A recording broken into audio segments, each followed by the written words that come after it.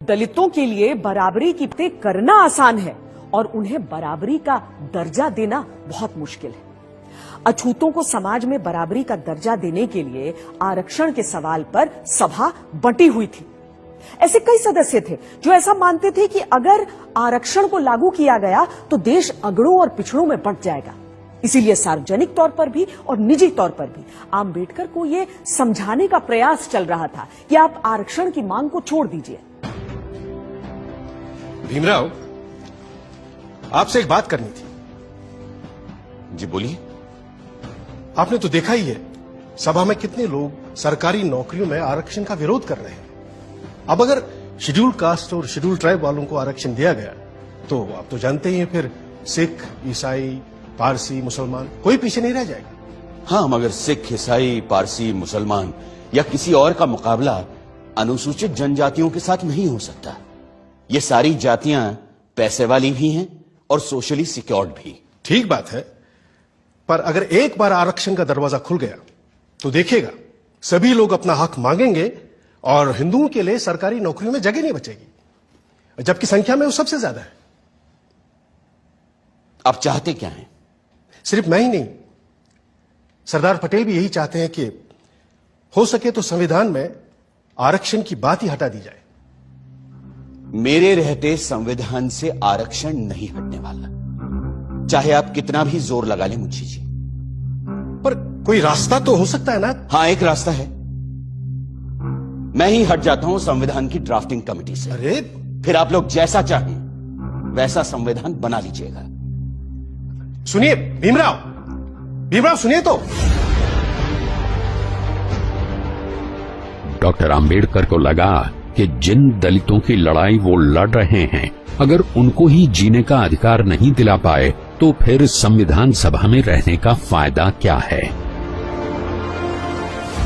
आंबेडकर ने न सिर्फ संविधान बनाने के काम से खुद को अलग कर लिया, बल्कि ये भी इशारा कर दिया कि वो न सिर्फ ड्राफ्टिंग कमेटी बल्कि कानून मंत्री के पद से भी इस्तीफा दे देंगे। इससे ऐसी खलबली मची कि आंबेडकर को मनाने खुद सरदार पटेल उनके घर पहुंच गए।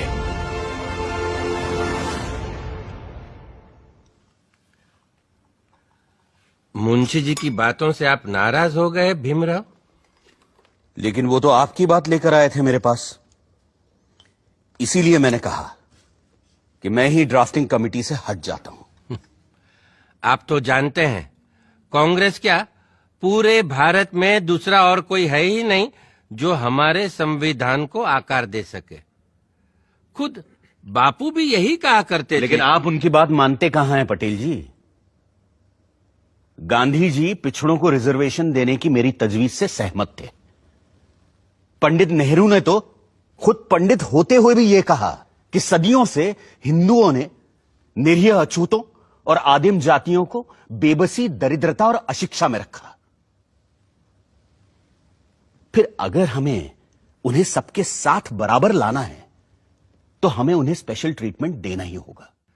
आपकी बात सही है, पर आप तो जानते हैं कि बड़े पदों पर हम मेरिट के आधार पर ही लोगों को ले पाएंगे।